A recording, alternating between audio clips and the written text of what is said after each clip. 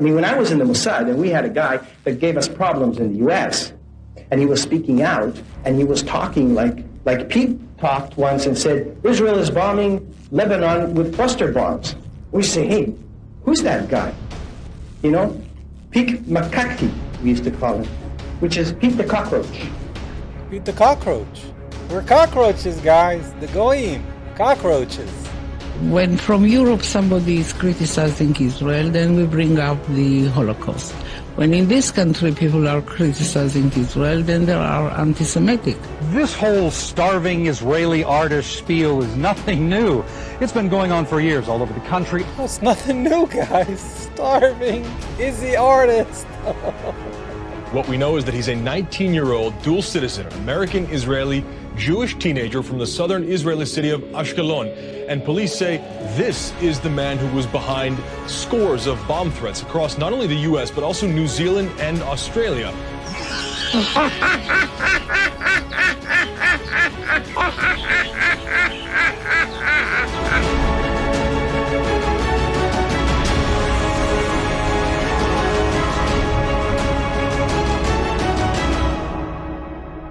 Welcome to another episode of the Olive Roots podcast. I'm your host, Chozy Aiyub. This is from this channel called Geopolitics, and it's called By Way of Deception, Mossad, Sayanim. As you know, by the way of deception, thou shalt do war. That's the slogan or the motto for the Mossad. Okay, let's watch this. Not the best quality, but let's do it. When I talk, I had my second book. I had a record with my second book. I think my first book sold something around the world, close to 8 million copies. My second book was not reviewed in any newspaper in North America. Now that's a record. None. No, I'm sorry. I think the guy in the Phoenix Gazette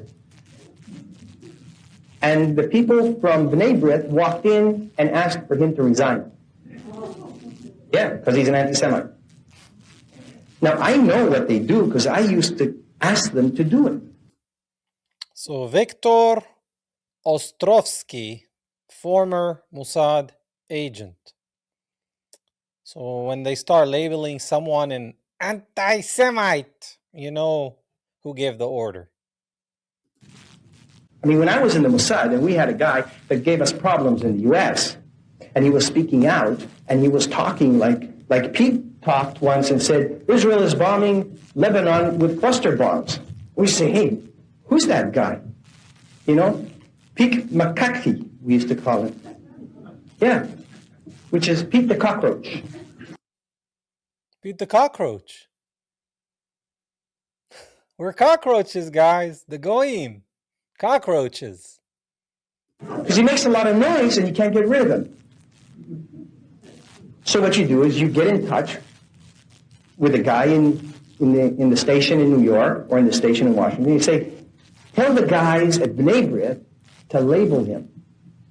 And of course the campaign starts, and before you know it, the guy's labeled. And he's an anti-Semite. Because that's what we say he is. And that's one stain you cannot wash. Now, it shames me as a Jew to tell you that. But that's the fact. And it's wrong. Yours is a voice of criticism we don't often hear in the United States. So I have this video on my YouTube channel. You guys can check it out. Often when there is dissent expressed in the United States against policies of the Israeli government, people here are called anti-Semitic. What is your response to that as an Israeli Jew? Well, it's a trick. We always use it. When from Europe somebody is criticizing Israel, then we bring up the Holocaust. Shulamit Aloni, former Izzy minister. I have a video on my channel of this interview that she's having here with Democracy Now! You guys can check it out. If it's not on this channel, it's on my other channel. Somebody can find it and add it in the chat. Let's proceed. When in this country people are criticizing Israel, then they are anti-Semitic. So if you're in Europe, you bring the Holocaust. If you're in the US, you say anti-Semitic. And the organization is strong and has a lot of money, and the ties between Israel and the American Jewish establishment are very strong.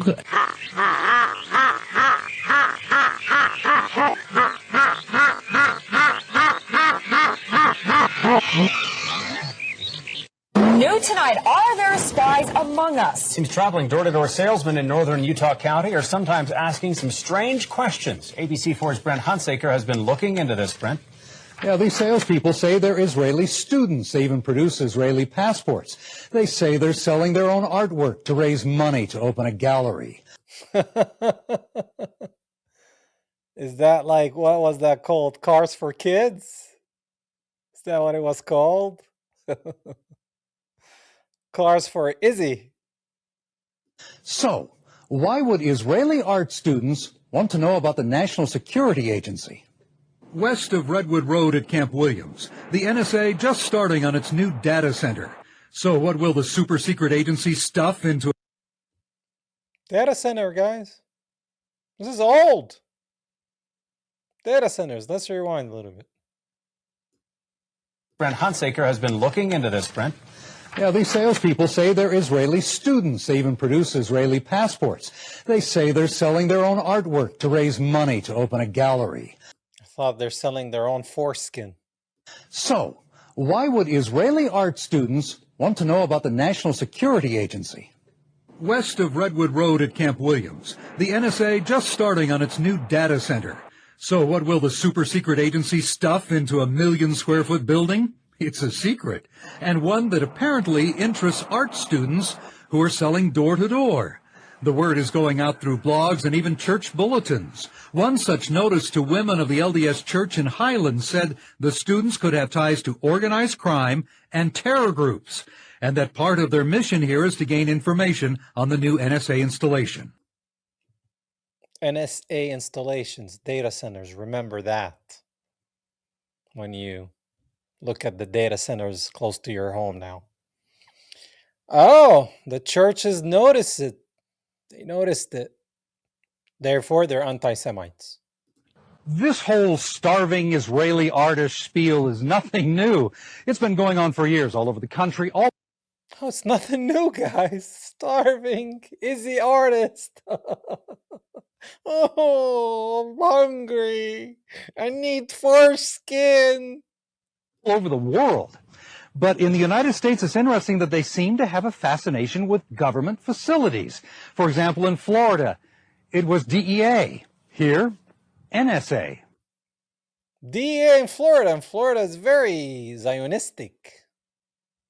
Gail Black of Eagle Mountain bought this painting from one of those Israeli students. What a stupid goy. And then afterwards I thought, oh, what did I do? But no questions about the NSA data center.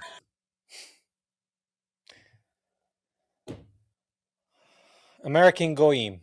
That's all I'm going to say. No.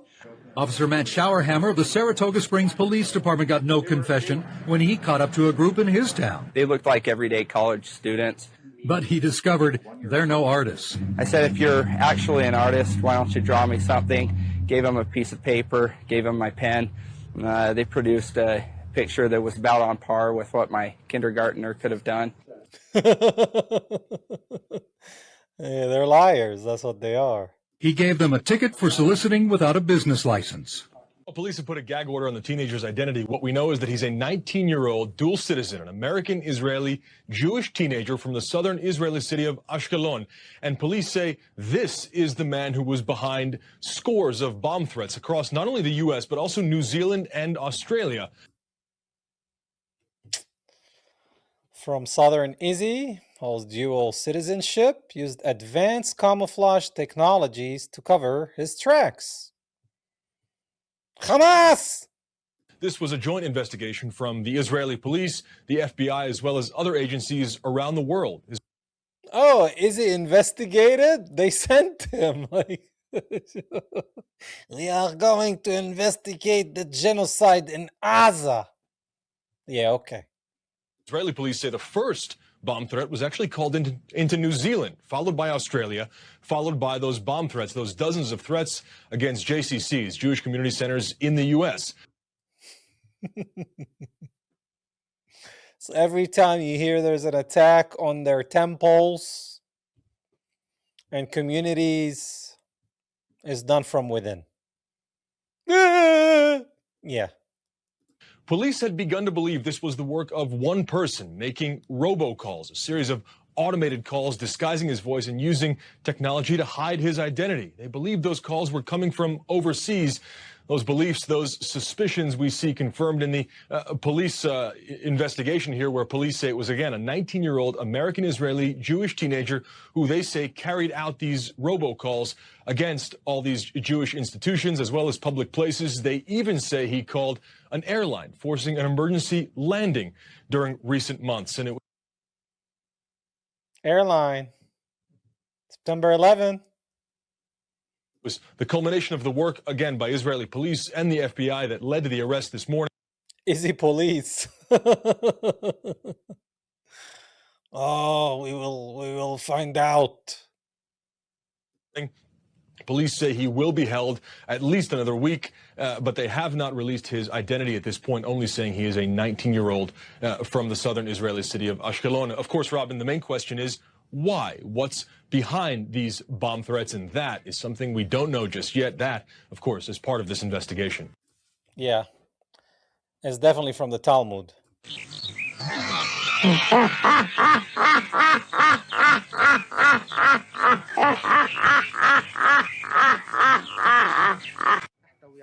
This is not your average spyware.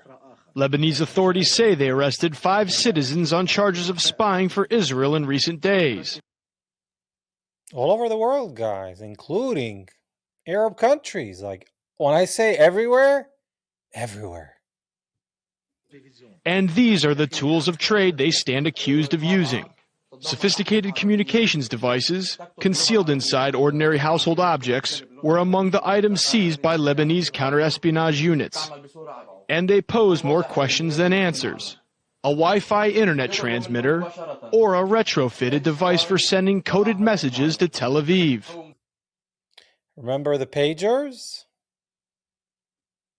Where they unalived innocent people and children, telling you we got Hezbollah? These people are demonic.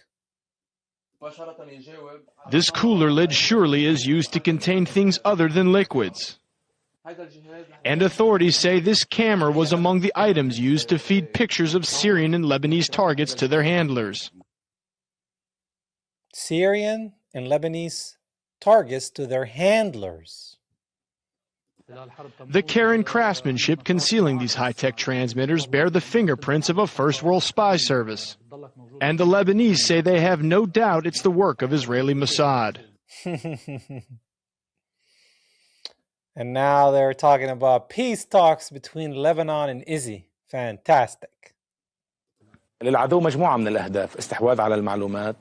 enemy is trying to improve its targeting information in order to carry out bombings, assassinations, and to target the resistance. They're not spying on the resistance only. It is a common mistake that these networks are focused only on the resistance. Yeah, it's not only on the resistance, it's on the whole country. They don't care. To them, all Lebanon is resistance, all Palestine is resistance, all Syria is resistance. Resistance to the greater Izzy. So whether they're militants or not, who cares? Get rid of all of them. They're goyim. Muslim Sunni, Muslim Shia, Christian Orthodox, Catholic, Druze, even their own people. They don't care. They don't care.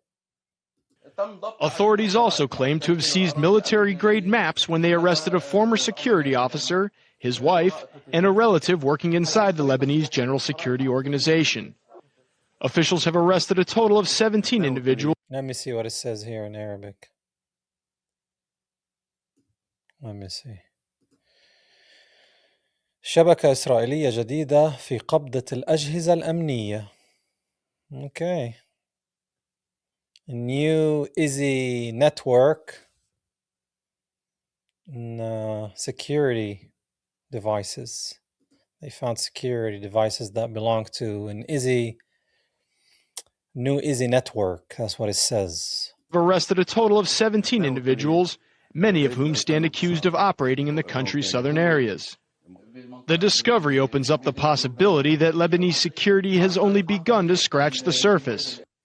Remember, the new iPhones are going to have a chip inside of them that is created and made in Easy. Did you guys know that? Look it up.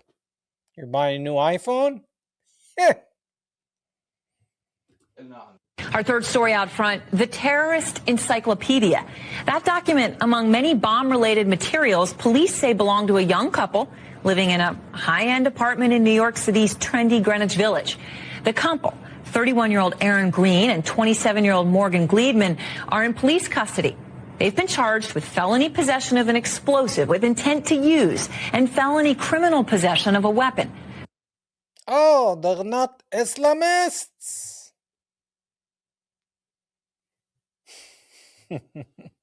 Susan Candiani is out front with their story. It's not the kind of activity you'd expect in an apartment in a posh section of Manhattan. But when police raided the home of Aaron Green and Morgan Gleedman in Greenwich Village, they found explosive material called HMTD and chemicals used to make it, along with 2 shotguns, a flare gun, and high-capacity magazines. The HMTD is extremely volatile, and that's why the building was evacuated, and surrounding buildings were certainly put on notice because of the ability of this to just go off at any given time. As shocking, the suspects come from successful families. Aaron Green's father is a successful business owner. Morgan Gleedman's dad is a well-known doctor who owns the building where the two lived rent-free. Gleedman's mom is a high-end realtor. Green's lawyer declined to comment. He owns the whole building. Tells you what group of people he belongs to. A law enforcement source says the two met in rehab and that her family believes Green was the instigator. What appears to have been going on in that apartment? Well, we're still trying to determine precisely what was going on, but obviously the biggest cause of concern was the explosive. HMTD is a signature al-Qaeda bomb-making material. It was used successfully in the 2005 London subway bombing attack. Really? Al-Qaeda?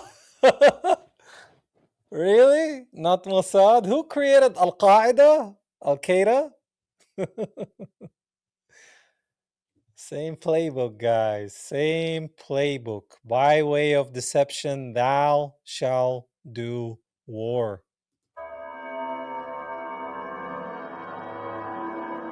It's hard to erase the fears that something like the British bombing attempts could happen here. We're joined this morning by Yuval Aviv, an international security and intelligence expert and the author of Staying Safe.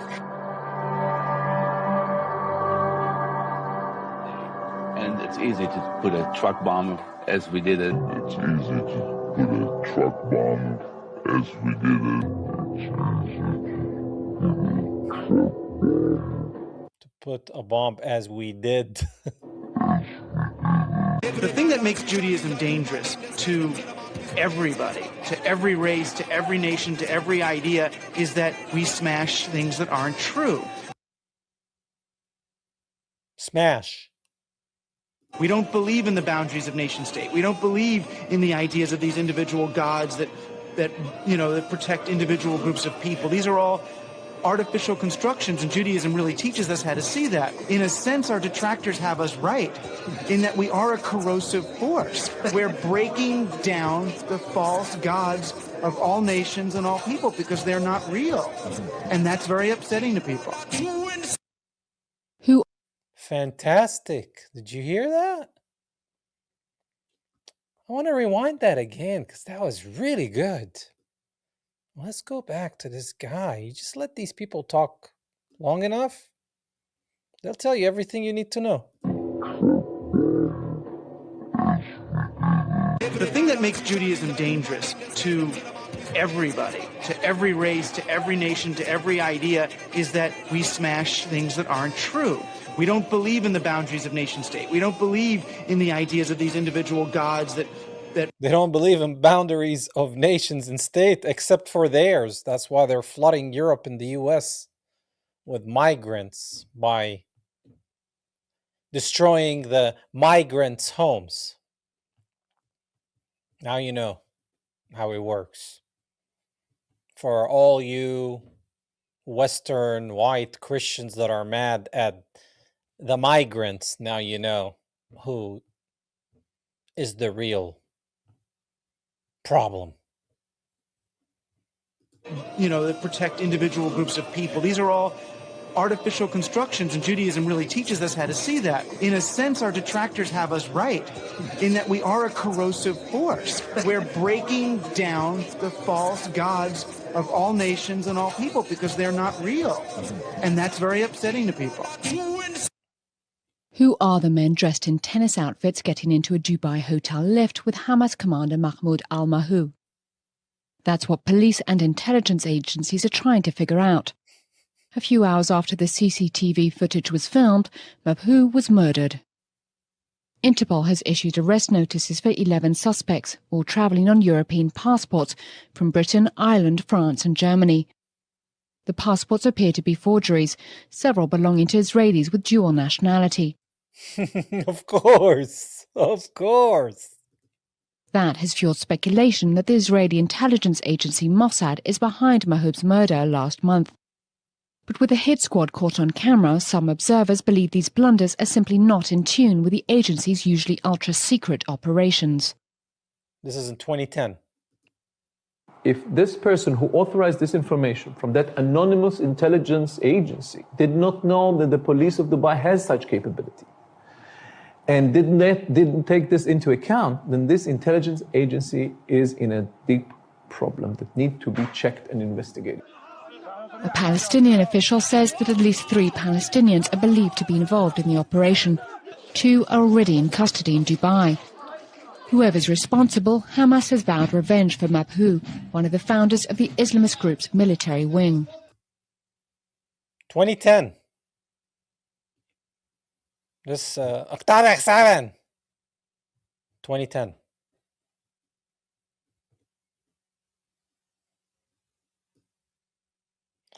British-born Izzy's in Dubai. United Arab Emirates. You know they're Zios, right? Diplomatic tension is increasing, with Britain, Ireland, France and Germany all demanding explanations from Israel. Intelligence agencies will also be investigating how assassins travelling on forged passports managed to slip through airport security controls at a time when anti-terrorist measures have been ramped up. Because they got the call. One last question. This man here. Do you have any insights about the Mumbai attacks of 2008 that we may not have heard? Not too many. Of course, it involved Chabad. It involved the Israeli Chabad. Chabad in Mumbai. That's what I heard. And that whole thing. It's it's just this another false flag, like the Nairobi mall attack happened in the mall. The mall was owned by Israelis. It all began in an Israeli shop, and these reports they're very interesting. It's like these people were watching the shooters. They're watching the shooter, and the shooter went into this clothes store and came out dressed in different clothes and walked away. Huh? And people saw that guy. He went into a shoe store. He was a shooter. He'd been shooting up the place. Then he went in back to the store. He came out, changed clothes, no gun anymore, just went out with everybody else. This is typical false flag. It was done in an Israeli. And the thing is that they do it, Israelis will only do this, Mossad will only do this in a place where they control everything. They have to, that's why they did 9/11. They not only control the whole New York City and all the investigation, and Michael Chertoff's an agent, et cetera, but they own the building, they own the place, they own the venue. Silverstein owned the building. That's very true. They own the security company. They own every single aspect of it. Like if the Mossad is going to do a hit, like they did in Dubai, they killed that guy. There's like 30 people. There's guys walking with tennis rackets through the hotel. There's this girl, that girl. They're all Mossad. So the victim becomes not, Kennedy was surrounded by shooters from like 10 different directions, right? That's typical Mossad activity. They have, you become completely surrounded. Everybody that's around you is Israeli Mossad. Yep. Sayanim. And so then it's just a matter of just killing you. Because there are no witnesses. Everybody's on the same team. Remember when they did that operation in Dubai, I think it was, or Abu Dhabi, about a couple years ago? The page was full of the people involved, was like 30, 40 Mossad agents that had been captured on this closed circuit television. That's how they do it.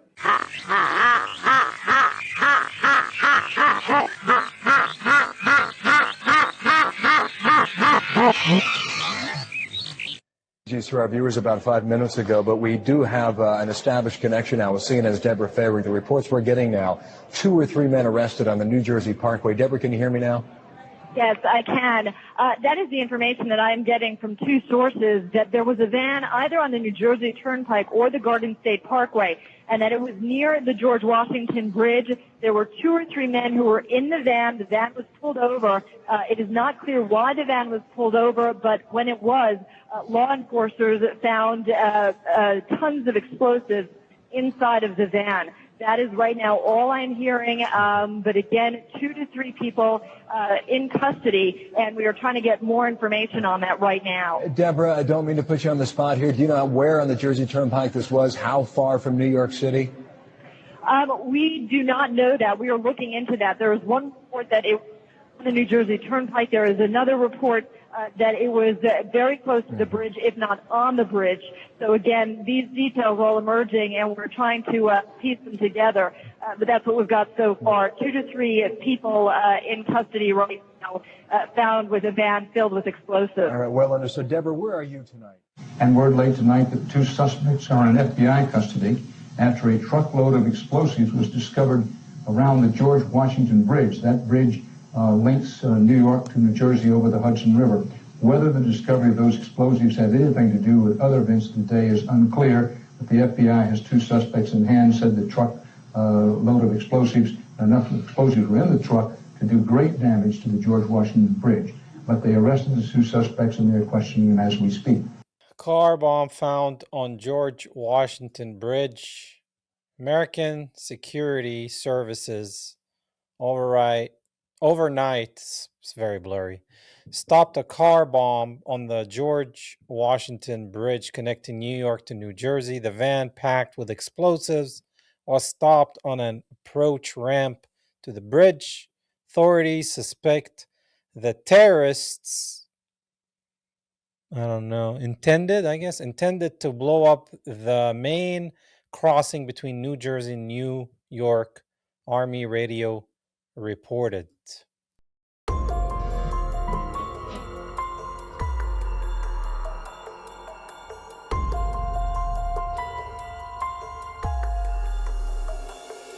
And all of a sudden, down there, I see this van parked. And I see 3 guys on top of the van. Dancing Izzy's, remember? September 11? And I could see that they were like happy. You know, they didn't look shocked to me. You know, they didn't look shocked. I thought it was very strange. We had received an all points bulletin, and I just happened to see the van, and, hollered over to my lieutenant. I think that could be the van. We checked it out, and it was. We were all on edge, obviously, so I really wasn't looking to make friends with these people, and neither were the officers that I were with.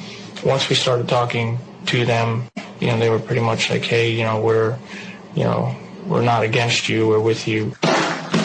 We're not against you, we're with you.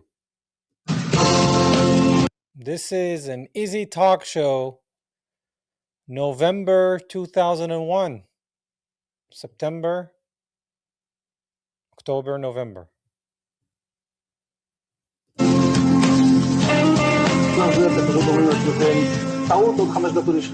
And at that point, we were taken for another round of questioning, this time related to our allegedly being members of Mossad.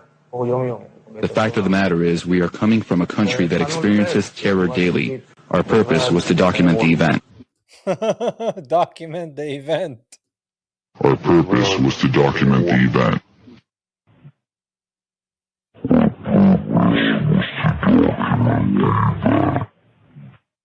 They did it.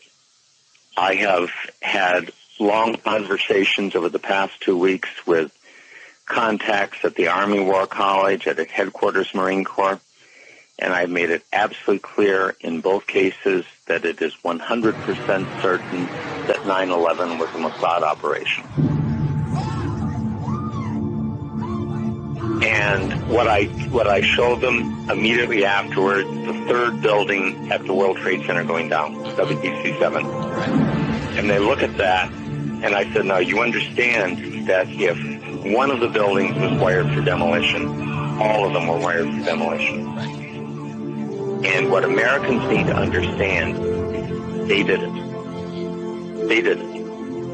And if they do understand that, Israel will flat-ass disappear from this earth.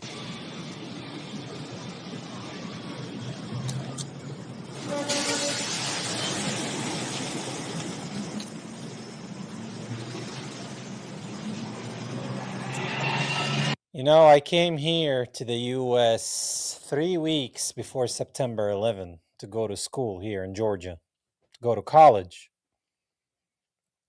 And then 3 weeks later, September 11 happens, and I walk to my dorm. And I see all the people watching this big, bulky TV in the lobby of the dorm. And I'm seeing two buildings, which I didn't know were the trade centers. I'm 3 weeks in the U.S. And people jumping off of them and fire and smoke. And I'm like, oh, this looks like back home. So then I go to the other room and ask this guy called Michael, what's going on? And he's like, I don't know. They say Bin Laden, Al-Qaeda. And I was like, who's Bin Laden? Who's Al-Qaeda? And they're like, trade centers in New York. I was like, what are the trade centers? I'm trying to understand everything. And then this short white girl comes to me. And she's like, hey, Chozy, you're from over there, right? From over there. And I was like, over there? She's like, yeah, from over there. Do you know Bin Laden? And I'm like, I'm 3 weeks in the U.S. People know I'm from Palestine. I'm Middle Eastern. I'm Arab. I always told what I was. And then I was like, oh my God, this girl is so ignorant. She thinks Palestine and Afghanistan is the same or whatever she thought. And I was like, yeah, he's my uncle. And she's like, I was like, get out of here, you stupid. And she left. And then I was trying to understand what's going on. It didn't take me long. And then they showed Palestinians, footage of Palestinians celebrating and eating knafe, which is a dessert, which is a footage that has nothing to do with what happened. It's taken from a wedding. Because some weddings in Palestine, before you have the celebration in the hall, you do it in the street. You know, going to the bride's house and the groom's house, the shaving, all that stuff. We take him to the barber, he gets a haircut. You know, it's a whole different thing. It's beautiful. So they put that footage and they said, oh, look at Palestinians celebrating what's happening in September 11. No, you know who was celebrating? The Izzies were celebrating because they did it. I want to thank you so much for tuning in. Like, subscribe, share. Check out the merch on the oliverootspodcast.com and watch my film, The Colonizer. Go to thecolonizerfilm.com. Until next time, Christ is King, and always free Palestine. Salam.